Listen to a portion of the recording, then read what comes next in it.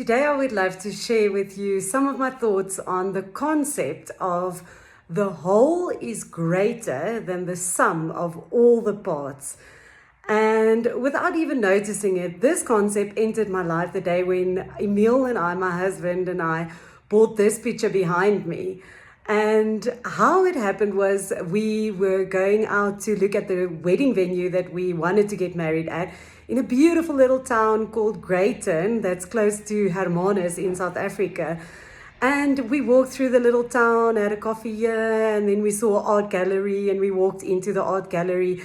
And have as it may, the artist was there. So we started talking with him and he shared with us his dream of how he would love to one day go to New York to have an exhibition there, and he can totally envision himself in his Gucci suit and his Armani glasses, and he sees the whole picture. And it was so captivating to talk to him. So I further asked him, so how long does it take you to paint a picture? And he stood quiet for a moment and he was like, how old am I now today? You're 41. It takes me 41 years to paint this one picture. And I loved the idea. I immediately started laughing and saying, that's so true. And I could immediately relate to him, because in working with clients, it's not just this method that I learned in. It's not only that school that I've been trained at. It's all of the experiences that I had, personal and professional, all of the books, whether it was a short one, a quick one, all of the conversations that I had with friends, close people, distant people, a stranger that I just met, all of it accumulates and gives me content and understanding and helps me to relate to people. So when I actually look back to think on who would be the greatest influencer in my life, or the person that had the biggest impact in my life, I can't pinpoint it to one person. If I have to think in terms of Dr. John Demartini, that I greatly learned from Cobus van der Merwe, that I learned from the Imago method, as I'm a clinical Imago therapist, and my husband, my parents, my mother. I can't even compare what influence my mother had versus my father. My kids, how much they have. There was once a stranger in a church that came up to me only one day, and what he said to me was so impactful that it still lasts with me today, in the sense of, I don't have to hold on to God. God is always holding on to me. Never be afraid to be curious and go search for him beyond the boundaries. Whatever you thought you're going to find him, not where you're not going to find him, go for it. So, and I never saw that minister again.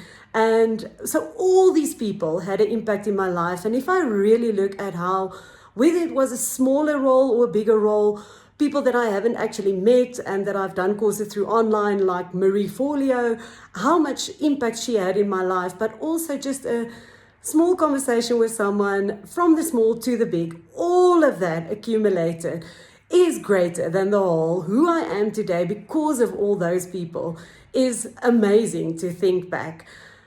But now the fascinating thing is that is also true for us to the opposite side, and how we are constantly as humans busy trying to find the causal moment, the exact cause of what caused this.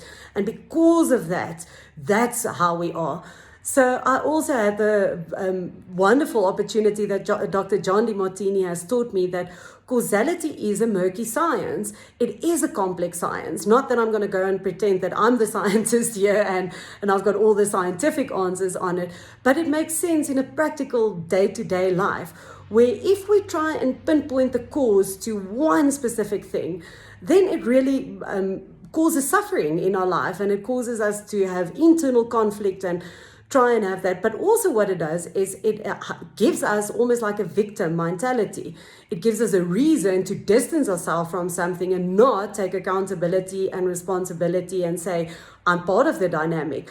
As soon as we can pinpoint it on one little thing where a problem or a challenge originated or situated from, if we can pinpoint it to that one thing, then it means we can wash our hands clean. I'm not part of it. That's the reason why it happened as it happened. So in essence, what I want to leave you with today is to ponder the thought, firstly on the positive side, on the upside, of how the whole is greater than all the sum, all the parts of the sum of it. In your life, where can you go and sit down and reflect for a moment to think of all the people that crossed your path, whether it was through an indirect form, through a book, a course, a video, and all the people that came across your life in a personal form, whether it was a quick interaction or a longer interaction of a lifelong relationship that you have with that person. Go and have a look at how the whole is greater than all the sum of the parts that comes together, and how it has accumulated to you being you.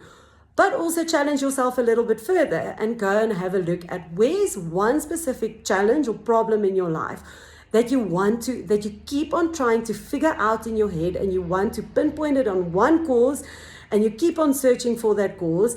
And actually what that is doing for you is just making you waste time to find that cause. It's keeping you from taking responsibility and saying, okay, fine, this is where my life is, and this is where I'm at. What can I do from now? How can I move on from here where I am? So I hope you tackle this challenge, and I would love to hear from you.